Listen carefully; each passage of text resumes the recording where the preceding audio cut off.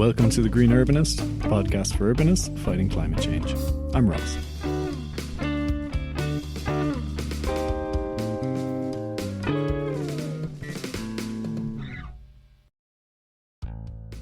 Hello everyone, welcome back to another episode. Ross here. Today's episode is a conversation with Louisa Whitmore. My name is Louisa Whitmore. I'm an architecture enthusiast, TikTok creator, and host of the documentary series, The Nature of Design. Now, Louisa is the host of the Nature of Design documentary series, which is all about biophilic design in architecture and in landscape design. And that's exactly what we're talking about on today's episode. So I chat to Louisa about her experience making the documentary and about some of her favourite sort of case studies of the places that they went and visited as part of the documentary. So this is a really good episode to get some examples, some case studies of biophilic design from, I think, mostly in North America. Really nice chat, and we also talk about some of the health benefits and some of the mental health benefits, why we really need to be experiencing biophilic places and how we can do more of that within dense cities with limited space. It's a really nice chat. I really enjoyed it, and I think you're really going to enjoy it as well. If you're interested in checking out the documentary series and watching it, again, it's called The Nature of Design, and that's available on a website called thegreenchannel.tv. And the link to that is in the episode description, along with some other social media links. You can go check out Louisa's TikTok and the Instagram and the TikTok pages for the documentary as well. Just to say, I know my posting schedule for podcasts has been a bit all over the place recently. Please forgive me for that. I'm just incredibly busy doing other stuff outside of podcasting, which does tend to happen. And so you'll just have to bear with me the next couple of weeks, potentially months, as life will continue to be busy. But I've got a couple of more really good episodes coming up. So stay tuned for that. And if nothing new comes out soon, then have a look in the back catalogue. There's over 80 episodes. And I'm sure you'll find something that you enjoy there. So please tell me a little bit about this documentary. What is it about? Yes. So The Nature of Design is a documentary documentary series about biophilic architecture and design, basically natural design, bringing nature into architecture. Biophilia is the design principle of bringing nature into architecture. So that's what it's all about. And so we focus on several different aspects of bringing nature into design, nature into architecture, work, office buildings, etc., play, hotels, resorts, public parks, things like that, and all of the different ways that being around nature impacts you and your brain and your enjoyment of a space. It was a really fun time to learn all of that while making while researching, while making the documentary, and I'm really excited for it to come out. Amazing, yeah. It looks great, and hopefully it's quite inspirational for people. I wonder, how did you get into biophilic architecture? What was your sort of way into it? Well, that's a great question. Basically, the producers of the documentary, B Video Productions, reached out to me and said, "Hey, have you heard of this architectural concept? We're thinking we want to make a documentary about it. Would you like to be involved?" And I was just sort of starting out as an architecture creator on TikTok at that point. I'd only been doing it for a few months. I was learning about all these new types of architecture I hadn't really looked into before. So that was just kind of one added onto the list, and I started looking into it. It's so fascinating. And I'm so glad they reached out, because I've learned so much, and I've learned so much about how I personally experience being in a space, and how I feel when I'm around nature. Example, right now, I know that I'm sitting at my desk at my window looking out at a tree, and I know that helps me work, that helps me be productive, that helps me feel good in my workspace. And that's why I organize my room this way. And I only know that because of this learning that I've done through the documentary. Yeah, exactly. So, if you're an office worker and you're spending a lot of time looking out the window, just remember it's good for your productivity. Tell your manager that. It is. If looking outside, seeing greenery, if that makes you happy, it's just going to be you're going to be better all around. Yeah, there's incredible research done on biophilic architecture or biophilic environments where we're sort of immersed in nature. If we can see plants and trees and Mhm. and natural views, people in hospitals, they heal quicker in those sort of environments. Your stress is reduced. All the sort of things, even in places like airports. I think they've done studies where it's like people are more chilled out, less stressed out. Yeah. Well, that would make sense. And one of the things that we are talking about in the documentary is the Singapore airport. Yeah, I'm yeah. sure you're aware of how beautiful that space is. But we also we also talked a lot about nature's role in healing and the concept of healing gardens and nature incorporated into spaces of health and restoration. Hmm. Amazing. Yeah. Can you tell me a bit about that? What were some of the places you visited? Awesome. I can. We went to the Nikkei Seniors Manor in Seattle, and which is a which is an apartment complex for seniors, most of whom are Japanese Americans. And we met Daniel Winterbottom, who is the landscape architect who designed their healing garden. And Mm. it was amazing to hear from him directly all of the things that went into designing that garden. And since many of the seniors living in that complex are Japanese Americans, immigrants from Japan, they were he incorporated a lot of healing garden like techniques from Japanese healing gardens Mm. to bring sort of the memory, include memory as a function of that. So that was fascinating, and it was just a beautiful little space. This tiny triangle outside of an apartment building in the middle of downtown Seattle, and it was right next to this big road with all the like trucks going by all of the time and like sirens and planes flying overhead because it was close to the airport. But once you were in that little canopy of trees and walkways and fountains, it felt like everything else just disappeared. It was lovely. We also visited another one of Daniel Winterbottom's projects, which is the healing garden at the VA hospital in Seattle. There are multiple. It's just several little small nature pockets Mm. for when you need a break. There's one even for the staff. Healthcare staff are so overworked, especially right now. There's just such a crisis, and having that little space for them to go relax, look at nature, just step back, take a breath.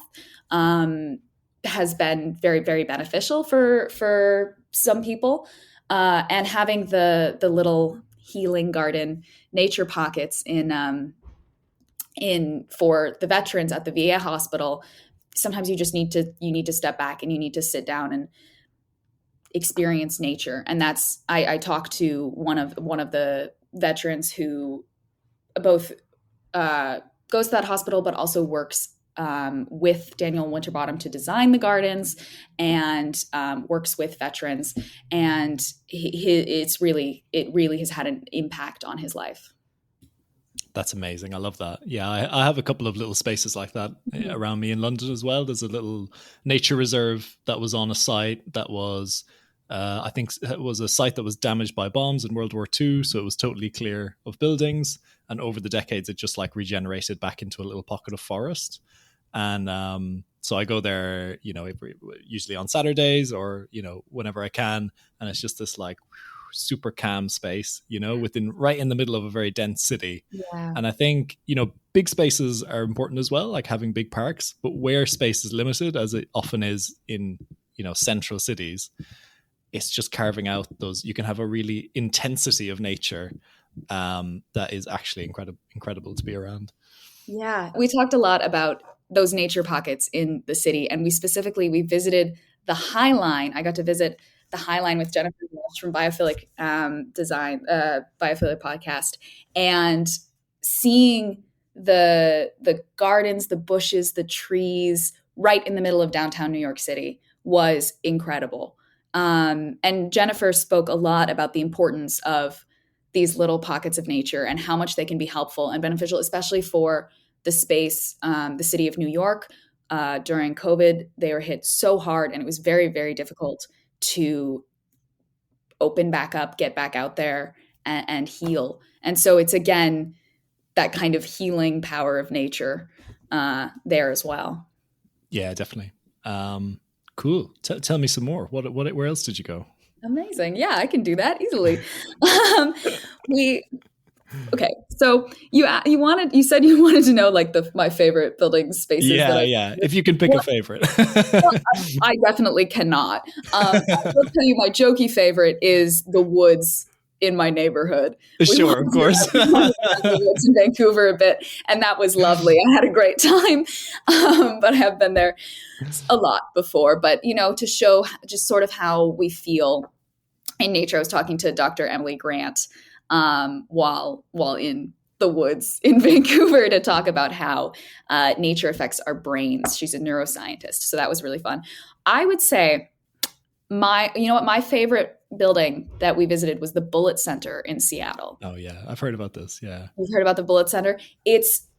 I researched it going in. I had no idea how incredible it is. It's sustainable, which is super important, but it's so biophilic, and the way that people who work in the building, who run the building, the way that they talk about it, it's like it's alive. Like we went into its digestive system a little bit. We went down to I got a whole tour. We went down to the basement, saw all of the pipes, wastewater systems, which are really, really, really interesting. The way it collects rainwater and treats rainwater and treats sewage water. It's fascinating, all of the processes, and it is quite not exactly comparable to a digestive system, but you can think of it that way. It also breathes, which is a little bit unsettling to be in a building that breathes, but it's got shutters that automatically change depending on the time of day, the sun, the light, and the windows open automatically depending on the temperature, and it's a really fascinating building. It's absolutely beautiful. I really enjoyed the Bullitt Center. Yeah, the Bullitt Center is like it's one of those ones because it's a couple of years old now, but it's still so far ahead of many new buildings that are made now. Yeah, it's about, I think it's about 10 years old, but it's still their slogan is still the greenest commercial building in the world. Right. Okay. But when they built it in 2013, I think their goal was for it to not be the greenest commercial building in the world. They wanted it. It was supposed to be a template that or stepping stone that other buildings could improve upon. Yeah, it's there to learn from. Yes, exactly. Yeah. What were the aspects of it that were biophilic? Biophilia isn't just being able to see plants. There's so many other things involved. There are 14 or 15 now. I think they added a new one. 15 principles of biophilia, which include like seeing plants, but also seeing or hearing running water, or feeling a breeze, feeling kind of natural airflow, unregulated airflow. Feeling a breeze, you feel like you're outside, you feel like whoa, what a beautiful day. That's so things like that. So also representations of nature, not just nature. So the Bullitt Center does have that airflow, is that it changes. It's got these beautiful, massive windows, so that there's tons of natural light everywhere. Most of the lighting is natural, which is really, really lovely to be. It's just a lovely space to be inside. Lots of exposed wood. That's the representations of nature part. You feel it. You don't exactly feel like you're in a forest, but you feel like it's like forests exist. Also a lot of plants, things like that. And that more of a just sort of a happy accident of its placement. I visited a conference room that has these big sliding glass doors, just everything, the whole wall, the walls are all just completely glass. And they happen to look out on this little corner of Seattle that is one of those nature pockets. So they look out on just this little canopy of trees, and it was just beautiful. I love that. It sounds amazing. I think another aspect of biophilic design, which I think maybe flies under the radar a little bit, but which I really love is the materials. So you mentioned timber, but also things like stone are making a little bit of a comeback, I think, in architecture, hopefully, because their stone is extremely sustainable because nature made it for us. We don't have to do any processing on it. You basically just cut it out of the quarry and then it's ready to go. And it just lends like such a nice tactile quality to buildings. Gives you a real sense of like permanence as well.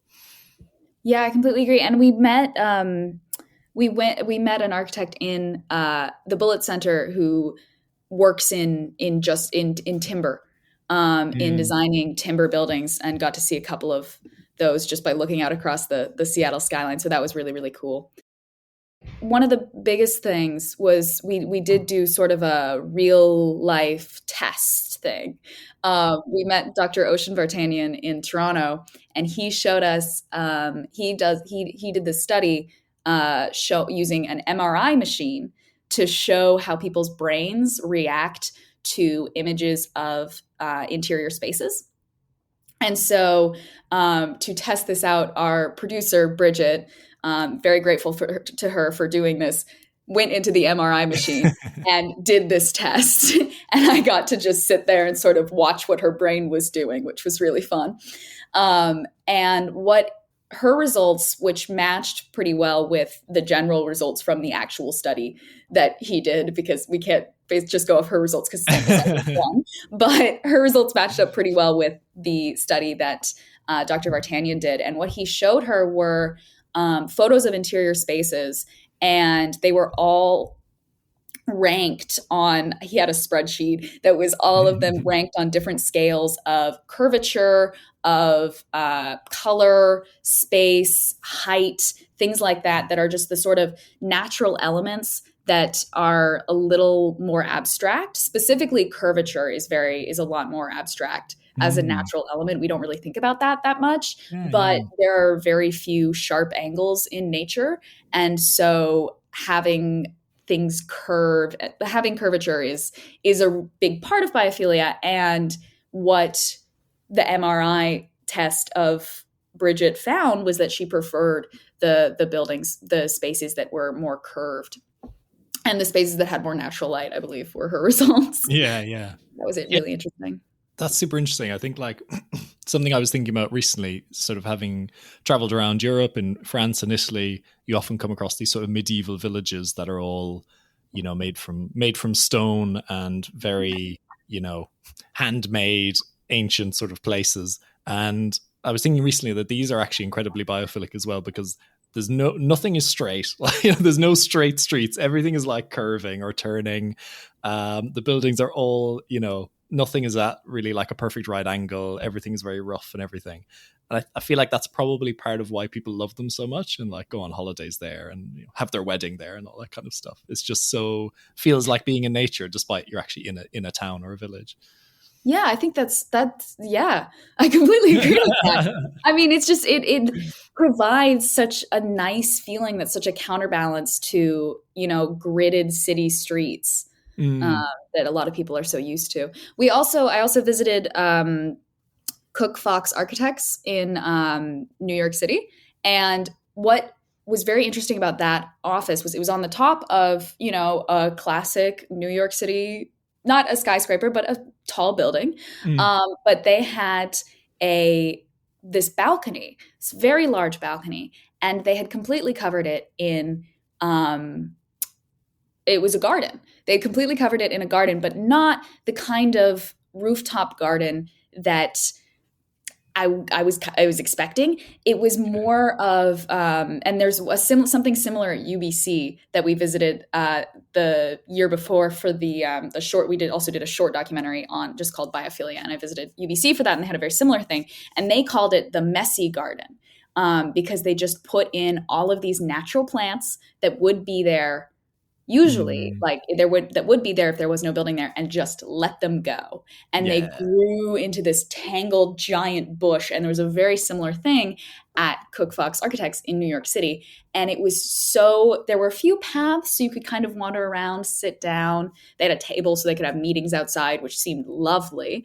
But it was such a it really was a respite from the like busyness of New York City, because you could walk over to the balcony and look down and go, oh, there's tons of traffic down there, people walking around, honking their horns. Central Park is like a few blocks that way.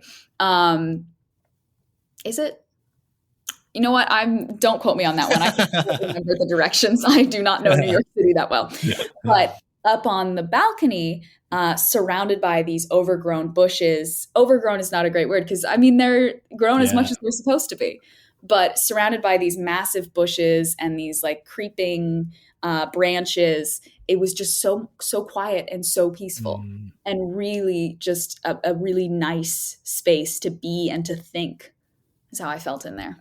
Yeah, that's great. That's so great. I really have to check that out, because I really think we should be embracing more of the wild in cities, and that sense of just letting nature do its thing. Because we actually spend a lot of time and energy cutting nature back and keeping it in control in cities, and we lose a lot of benefits by doing that. So a lot of times pockets of nature become these very manicured, like small little lawn that you could come pull up a chair on, which is nice, but it's still just as controlled as the rest of the city. It's trying to contrast, but it doesn't really contrast it, because it's still just a very, perfectly manicured lawn. And having those little spots of wildness, even though that's not really it's not a great descriptor of it, but having those little spots where nature is just free to do its own thing is also really incredible.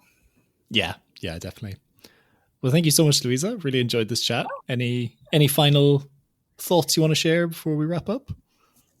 My final thoughts. I'm so grateful to everyone that I met and spoke to for the documentary. I met some of the coolest people ever. Several architects, several designers, scientists, inventors. I talked to Nyla Malou, who is 18 years old and has already invented like 3 kinds of renewable, or she's working on plastic made out of duckweed, like a faux plastic. Very, very off topic, but she's very impressive, and I'm so glad I got the chance to talk to her about that, and hear about, the future of, because she is the future of biophilic design and renewable materials, sustainable materials. Amazing. And things like that. So I'm so grateful to everybody that I got the chance to learn from through this process. Yeah, it sounds super inspiring, and I really look forward to seeing the whole documentary, and hope it inspires others as well.